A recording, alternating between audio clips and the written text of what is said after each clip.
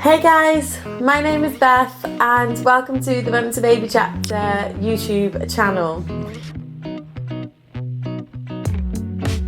So for me to understand something, I need to know the science behind it. I think that if you can understand why somebody is telling you to do something, you are more likely to put that theory into practice. If we use the example birth without fear, so everyone says, or I always say, hashtag birth without fear, but why? So why is birthing without fear so important? Let's first look at the science behind birth. So there's two bits of science behind birth. The first is your mind, the second is your hormones. So let's start with looking at your mind. So you've got two bits in your mind that you need to know about for birth. The first one is your conscious mind. The second one is your subconscious mind. So your conscious mind is made up of the things that you actively have to think about. So let's say that you're going to make a piece of toast. You think, I know what, I'm hungry, I'm going to make myself a piece of toast. So you stand up, you go into the kitchen, you get the bread out, you put your piece of bread in the toaster.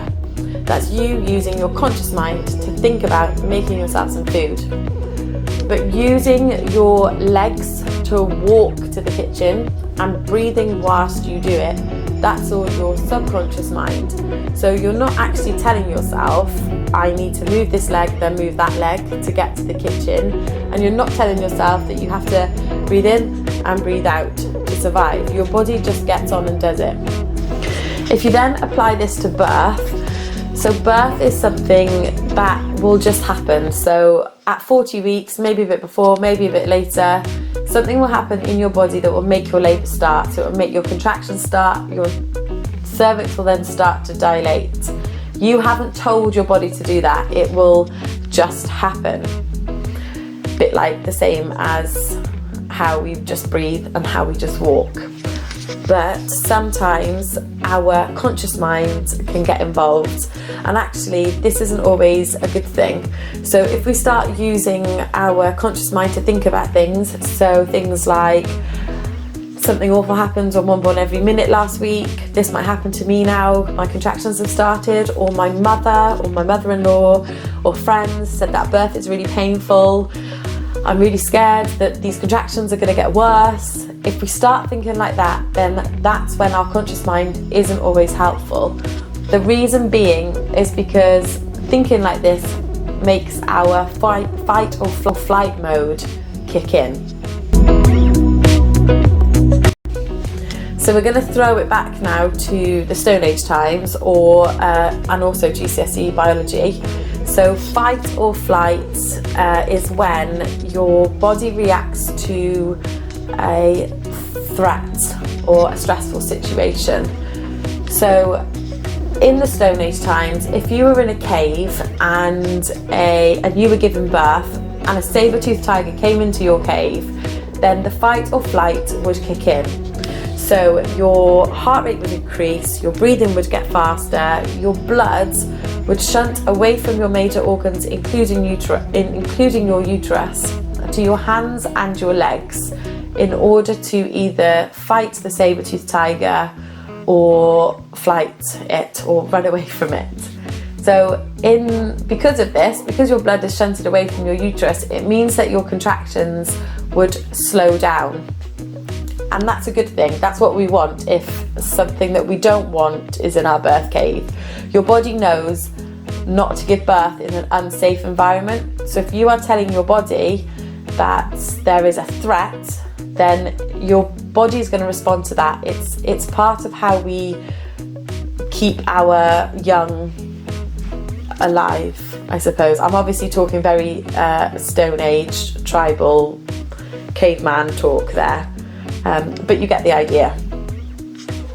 Nowadays, we don't obviously have saber-toothed tigers in our birth caves. What we do have, though, is our thoughts of things that frighten us. So that may be the fear of pain, that may be the fear of hospitals, the fear of the unknown, but it's actually these thoughts that have the same reaction to our body as if those threats were happening to us at that very moment.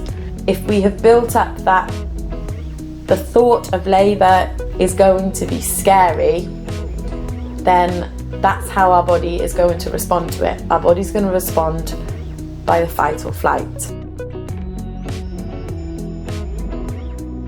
The hormone that we do want in labour is called oxytocin. So oxytocin is the love hormone. It is a hormone that directly acts on the uterus to cause it to contract. Oxytocin is released when you're feeling calm and relaxed. So the more calm and relaxed you feel, the more oxytocin you have in your body. Oxytocin and adrenaline work on different nerve pathways. So you can't have lots of adrenaline and lots of oxytocin at the same time. So if you're feeling very scared, that reduces your oxytocin in your body. If you're feeling really calm, that increases your oxytocin in your body and reduces your adrenaline.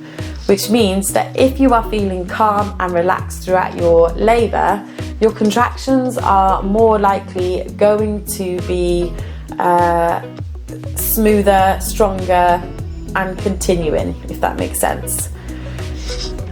The more endorphins we have in our body, the more comfortable we are going to feel during our contractions as well.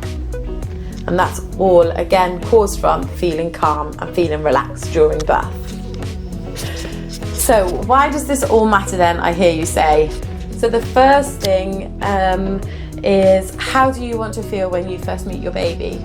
Do you want it to be a situation where, regardless of how baby is coming to this world, you feel calm during that situation and relaxed and in control? Secondly is because of intervention. So sometimes if your labour is going to slow down because of feeling scared, this can then have implications to the advice that you're given. So if your labour's slowing down, you may be advised to have your waters broken, or you may be advised to start a hormone drip in labour. I'm not saying that you have to take that advice, but it is something definitely to consider. And then the third reason then is one that I just mentioned, was the endorphins. So if you're feeling calm, you're more likely to have endorphins, so you're more likely to have feel more comfortable during your birth. So just to summarise then, our thoughts alone can determine what hormones are released for birth. So feeling calm and relaxed means that you're doing everything that you can control to encourage a smoother birth. Thoughts that are fearful, or when you're feeling scared or panicked, you potentially could have a less positive birth experience. So what do I do, Beth? I hear you say. So next week we're going to be looking at ways that can help make sure that your thoughts on birth are positive. So we're going to look at ways to make sure that your mindset for birth is encouraging those oxytocin hormones rather than the adrenaline ones. If you want to make sure that that video gets to you, then please make sure that you're following Facebook, The Mum to Baby Chapter, Instagram at The Mum to Baby Chapter, and then you can also subscribe to this YouTube channel too. But please let me know what you think, and thank you for watching.